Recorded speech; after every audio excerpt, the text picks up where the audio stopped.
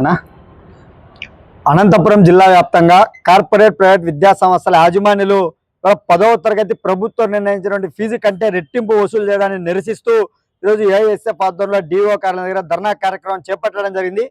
ఏదైతే జిల్లా వ్యాప్తంగా 10వ తరగతి పరీక్షలు దగ్గర పడుతున్నటువంటి సందర్భంలో ప్రభుత్వం నిర్ణయించినటువంటి ఫీజు 125 రూపాయలు అయితే కార్పొరేట్ ప్రైవేట్ విద్యా సంస్థల యాజమాన్యులు ఈ జిల్లాలో ఒక్కొక్క విద్యార్థి నుంచి 800 రూపాయల నుంచి 1200 రూపాయల వరకు వసూలు చేస్తున్నారు.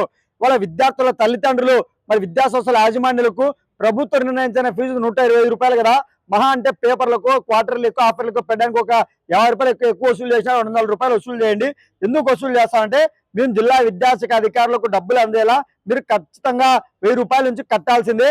మీరు ఫీజు కట్టడం లేట్ అయినా కూడా ఈ పరీక్ష ఫీజు ఖచ్చితంగా చెల్లించాలని చెప్పేసి విద్యార్థుల తల్లిదండ్రులకు హుకం జారీ చేస్తున్నారు. ఇవాళ కార్పొరేట్ విద్యా సంస్థల యాజమాన్యులు ఇవాళ విద్యా సంవత్సరం ప్రారంభమైతేనే ఇవాళ ఫీజుల రూపంతో లక్షల రూపాయలు దండుకుంటా ఉన్నారు. ఫీజుల రూపంతోనే కాకుండా పుస్తకాల పేర్లతో మెటీరియల్ పేర్లతో వేల రూపాయలు దండుకుంటూ ఇవాళ అకాడమిక్ ఇయర్ చివరి దశకు వచ్చినా కూడా ఇవాళ ఫీజుల రూపంలో మాకు ఏ ఒక్క సాకు ఒక చిన్న సందు దొరికినా కూడా విద్యార్థుల తల్లిదండ్రుల నుంచి డబ్బులు కాజేయడమే మా లక్ష్యంగా కార్పొరేట్ విద్యాసంస్థల యాజమాన్య జిల్లాలో వ్యవహరిస్తున్నారు.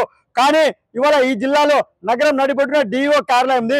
ఒక డిఈఓ అధికారి, 2 డిప్యూటీ డిఈఓలు, తర్వాత ఎంఈఓలు ప్రతి మండలానికి నగరానికి ఇంతమంది అధికారులు ఉన్నప్పటికీ ఇంతవరకు 125 రూపాయలు వసూలు చేస్తున్నారు అని చెప్పి ఒక చిన్న పిల్లవాడికి అడిగినా కూడా తెలుసుకున్నటువంటి పరిస్థితి ఉంది.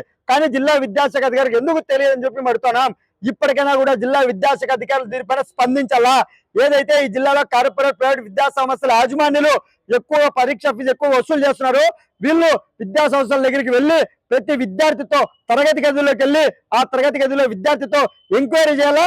ఆ ఎంక్వైరీలో విద్యార్థులు ఖచ్చితంగా చెప్తే వాటిపైన చర్యలు తీసుకోవాలని చెప్పి ఏఎస్ఎఫ్ గా డిమాండ్ చేస్తున్నాం. ఒకవేళ మీరు అక్కడికి వెళ్ళడానికి మీకు ఇబ్బంది ఉంటే మా వెంటారండి. ఏ విద్యా సమస్య వసూలు చేస్తున్నారో, ఏ ఒక్క విద్యార్థితో ఎంత వసూలు చేస్తారో ఆధారాలతో మీకు నిరూపిస్తాం. మీకు సీట్ చేసేటువంటి హక్కు మీ దగ్గర ఉంది. మీరు ఖచ్చితంగా చర్యలు తీసుకోవాలా. లేని పక్షంలో ఏఎస్ఎఫ్ ఆధ్వర్యంలో జిల్లా వ్యాప్తంగా పెద్ద ఎత్తున ఆందోళన కార్యక్రమాలు నిర్వహిస్తామని చెప్పి ఈ సందర్భంగా హెచ్చరిస్తా ఉన్నాం.